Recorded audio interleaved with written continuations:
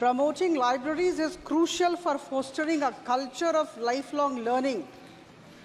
National Mission on Libraries was formulated by the central government in 2014. And the main intention of this particular scheme was to enhance the accessibility to knowledge and resources across India.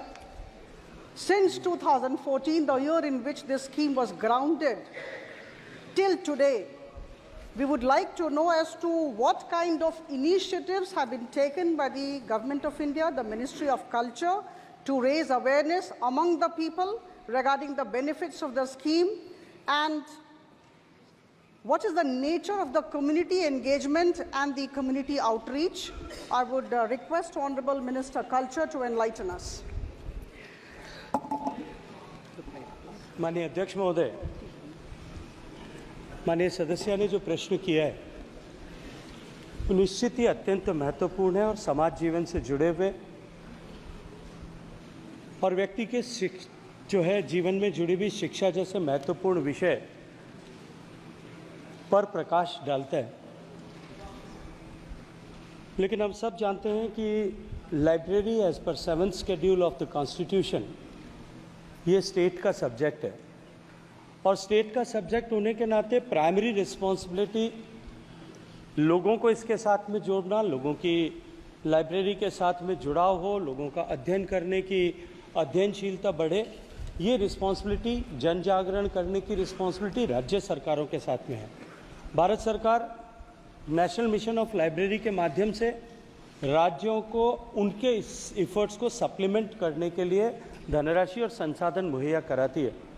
माननीय सभापति महोदय, मैं आपके माध्यम से माननीय सदस्य और सदन को अवगत कराना चाहता हूं कि लाइब्रेरीज़ के फिजिकल इंफ्रास्ट्रक्चर को बढ़ाने के साथ साथ में राजा राममोहन राय लाइब्रेरी फाउंडेशन के माध्यम से विभिन्न लाइब्रेरीज़ को स्टेट्स में ग्रांट सप्लीमेंट करके राज्यों के द्वारा किए गए निवेश के अनुरूप ग्रांट सप्लीमेंट करके वो अपने यहाँ पर लाइब्रेरी एक्सपीरियंस को एनहेंस कर सकें, रीडिंग मटेरियल को बढ़ा सकें, इसके लिए समुचित प्रावधान किए गए।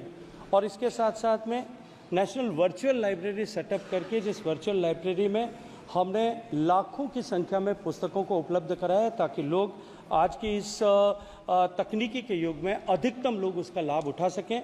मैं आग्रह करूंगा माननीय सदस्यगण जितने भी यहाँ उपस्थित हैं वो सब अपने क्षेत्र में जिस तरह से लाइब्रेरीज़ को, डिस्ट्रिक्ट लाइब्रेरीज़ को स्ट्रेंथन स्टेट ने किया, भारत सरकार के एफर्ट से किया है, कुछ जगह पर ग्रामीण लाइब्रेरीज़ को भी हमने स्ट्रेंथन किया है, स्टेट लेवल लाइब्रेरीज़ को भी स्ट्रेंथन किया है, उसके बारे में अधिकतम जागरूकता अगर अपने क्षेत्र में बढ़ाने के लिए सहयोग करेंगे तो निश्चित ही उसके माध्यम से हम लाइब्रेरीज़ को कब तक लोगों को पहुंचाने में और अधिक सफलता प्राप्त कर सकेंगे।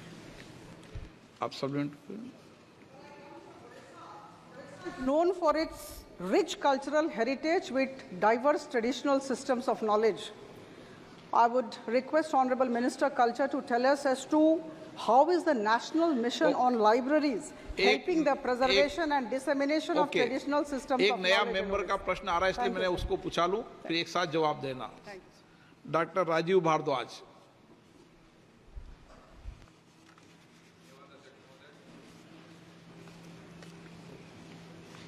आदरणीय मंत्री जी का जो वक्तव्य सुना मैंने, क्वेश्चन नंबर 5। आपको प्रश्न नंबर नहीं बोलना, आपको तो प्रश्न पूछना है। आप तो प्रश्न पूछें, नए मेंबर जो होता है ना उसका प्रश्न होता है, उसको पूछते हैं। मुझे अपने लोकसभा क्षेत्र के संदर्भ में अंतर्राष्ट्रीय संस्कृति मंत्री जी के द्वारा राष्ट्रीय पुस्तकालय मिशन के अंतर्गत मेरे लोकसभा क्षेत्र में ये 2 जिलों में विभक्त है, जिला कांगड़ा और चंबा। इसके संदर्भ में मुझे ये पता करना है कि मेरे क्षेत्र में इस लाइब्रेरीज़ कितनी लाइब्रेरीज़ हैं और उनके संदर्भ में कितनी धनराशि उपलब्ध करवाई गई। माननीय मंत्री जी। माननीय सभापति महोदय, माननीय सदस्य ने जो प्रश्न किया है कि हिमाचल प्रदेश के लोकसभा क्षेत्र में स्पेसिफिक लोकसभा क्षेत्र में कितनी लाइब्रेरीज़ हैं और उन पर कितना धनराशि मुहैया कराई गई है। नेशनल मिशन ऑफ लाइब्रेरी राज्य में एक लाइब्रेरी और एक डिस्ट्रिक्ट लाइब्रेरी को मॉडल लाइब्रेरी बनाने के लिए जो फंड देती है, उसके अतिरिक्त भी जो छोटी लाइब्रेरीज ग्रामीण स्तर पर बनती है मैं खुशी के साथ में ये कहना चाहता हूँ कि हिमाचल प्रदेश जैसे प्रदेश ने, जो इतना छोटा प्रदेश है, उसने अपने रूरल लाइब्रेरीज़ को अपग्रेडेशन के लिए लगभग 800 से ज़्यादा लाइब्रेरीज़ को भारत सरकार ने जो है वो धनराशि मुहैया कराई है।